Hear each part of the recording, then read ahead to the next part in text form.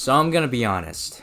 My Hero Academia is one of my favorite shows of all time. I know it's generic, but what can I say? I like the action a lot, plus the villains all have pretty interesting backgrounds and ideologies that really carry the show for me. That and its world building is really interesting. I love seeing how quirks affect society and the social hierarchy that's created because of it. That being said, I'm gonna be really hard on it in this video because one of the biggest flaws with the show, in my opinion, comes from that very aspect of the story, its world building. Don't get me wrong, it's all fine and dandy until the first year students of Class 1A are introduced. This is the point where many people's suspension of disbelief will be tested. Well, not really, since it's more just a meme in the anime community, but just allow me to ask, how the fuck did Mineta, Sue, Kota, Sero, Toru, or Shoji pass the entrance exam in UA? I give a pass to these assholes because their quirks actually do have destructive capabilities, and I can imagine them beating up some robots, and you know what, I'll also give a pass to Sue since her quirk is genuinely pretty good and I can imagine her getting some rescue points on the exam. Shoji has a potentially useful quirk, but it most certainly can't be utilized in a way to take down some robots. But just having potential in your quirk shouldn't be enough to get into UA's hero course, as shown by characters like Shinso. Even ignoring him, I can see Mineta's quirk having a lot of potential in certain scenarios, but most people wouldn't think that this would be more useful than this. Once you get past this issue, there's still the problem of the characters themselves, and not to make anybody angry or anything, but if the mangaka decided to kill off half of the students, the story would not change at all, nor would my enjoyment for the series. Actually, I'd probably appreciate MHA more if the author actually did that. The problem with these characters is that, well, they're not really characters. And because they also have the most useless quirks in the class, as well as the entirety of the show, there is no reason to actually care for them. I do personally like Aoyama and Mineta, but again, it's completely understandable why people would absolutely despise them. I really don't get why many of the girls are loved, since a lot of them don't do anything to affect the story, except for Uraraka really. Momo and Sue are fine, and Jiro is inoffensive, but Toru and Ashido are just kind of annoying. But don't worry, some of the guys get it even worse, like Ojiro, Kota, and Sato, who I actually almost forgot existed.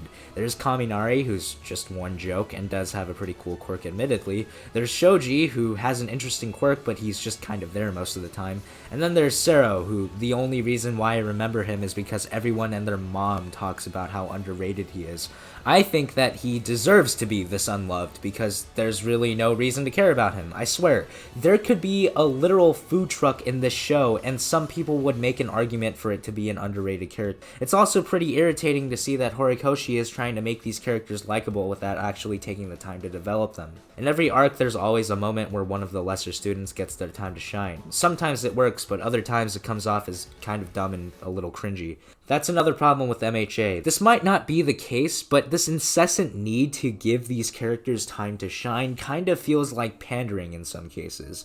I know that some people find it cool when an author dedicates time to minor characters, but I think for MHA it would be better to just stick with the ones people already like. For example, during the final exams arc, everyone is obviously looking forward to Deku and Bakugo's fight against All Might, because that's the interesting part of this arc. But what does the show do? It makes this the last fight of the arc and decides that 3 whole episodes dedicated to the other students' fights against the pros would be a good use of time.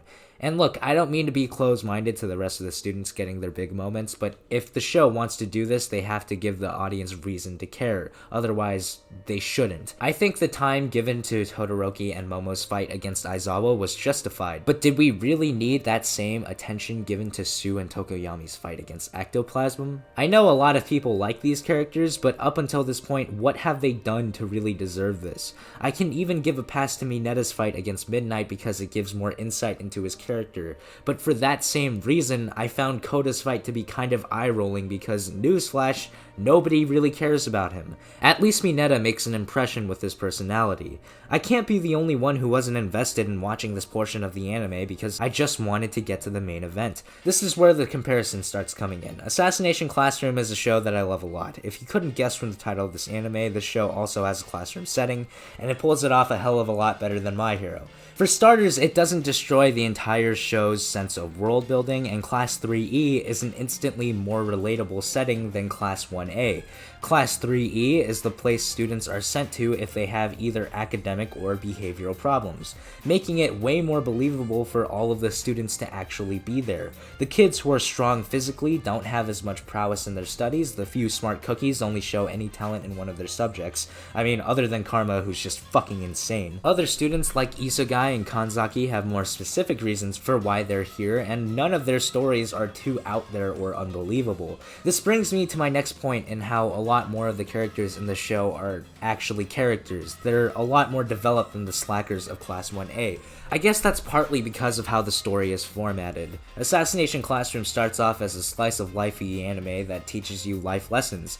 This gave a lot of time to establish the students of Class 3E, because despite the fact that they're assassins with the duty to save the world, they are still students, just normal kids thrown into a weird situation. Plus, a lot of the episodes focus on the class itself. The show takes more time to establish the dynamics of the group rather than the individual. For example, one of the arcs focuses on the students learning to get over their failed assassination attempt while infiltrating an enemy base. Another arc revolves around the students splitting up to decide whether or not they should kill Koro-sensei. One part of the story delves into the students becoming more complacent with their training and learning to remember where they came from. It's all about everybody learning from their mistakes and moving forward together. That's why it's infinitely more forgivable for some of the background characters to be in the background. Another big reason why I feel this classroom setting works well in Assassination Classroom is because of Koro-sensei. A lot of the characterization for the cast in the show comes from the collective goal of trying to assassinate him. It's this dynamic that instantly makes me care more for the class of 3E as a whole than Class 1A as a whole. In contrast, the teachers of UA like Aizawa and All Might only really serve as role models for the students. They mostly remain kind of distant from their students with the exception of Deku. Deku has more specific relationships with All Might and Eraser, but there's the problem. They only have this kind of relationship with one specific student. Koro-sensei has the same relation to all of his students. As long as we see that type of dynamic reflected in one pairing, we can logically correlate it to the rest of the class. Because of that, we get a much clearer picture of why these minor characters are still important and meaningful. It also helps that we get some extra episodes to showcase the personalities of the lesser members of the class. This brings me back to the whole padding thing. Yeah, that's not a thing in Assassination Classroom. The show knows exactly what you want to see, and it doesn't waste your time getting to that point. I brought this part up before, but for example, there was a point in time where the classmates were debating over whether they should try to kill or save Koro-sensei. Half of the class decides it's best to side with Nagisa to save their teacher, while the other half joins Karma in an attempt to get their assassinations back on track. So after this, the audience is obviously excited for Nagisa and Karma to fight, and the anime is heavily aware of this fact. So what does it do? It has one episode speeding through everyone but Nagisa and Karma getting eliminated and capping it off with a really badass moment to boot, while the entirety of the next episode is the fight between the two and the climax to this mini arc.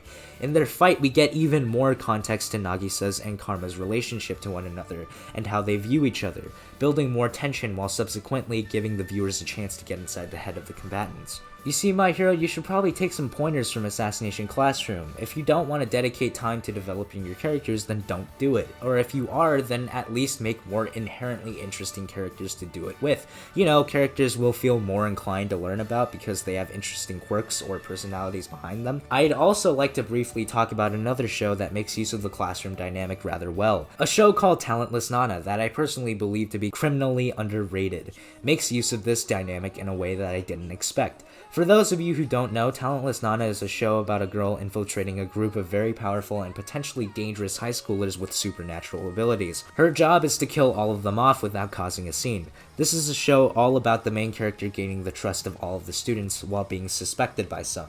At first, you probably wouldn't think too much about the classroom setting, but it actually plays a pretty big role in the show.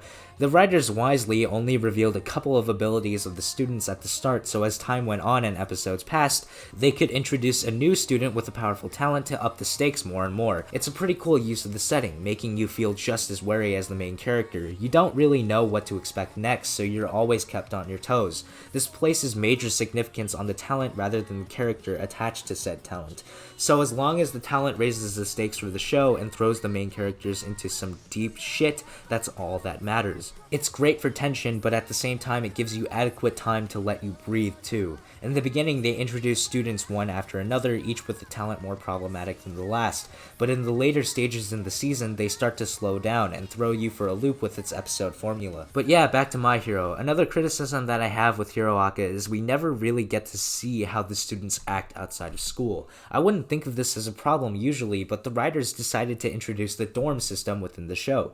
Now, you can argue that we don't really need to see this side to the students, but this is a free opportunity for the cast to become more fleshed out and likable, even if they don't really end up doing anything. But My Hero doesn't take this chance. The few viewings we get of the dorms don't really show us much. We get a few shots of the characters interacting with each other like they're still at school. I thought we were gonna get more insight on the lesser characters when they went ahead with the room competition, but after that, nothing happened. I think it would be kind of charming to see how the kids act without supervision, or how they would start to notice the little quirks in each other's personalities, because now they live together. This is something that Assassination Classroom once again capitalizes on more than My Hero. We get to see the class go on a school trip twice. We get to see them visiting different stores. We get to see two of them fucking around in space. We get to see them at a school festival. If we look specifically at their school trips, both times they have a second objective of killing their target, but they let themselves have fun. On the first trip, we see the class split up into groups. We see how different students interact with each other,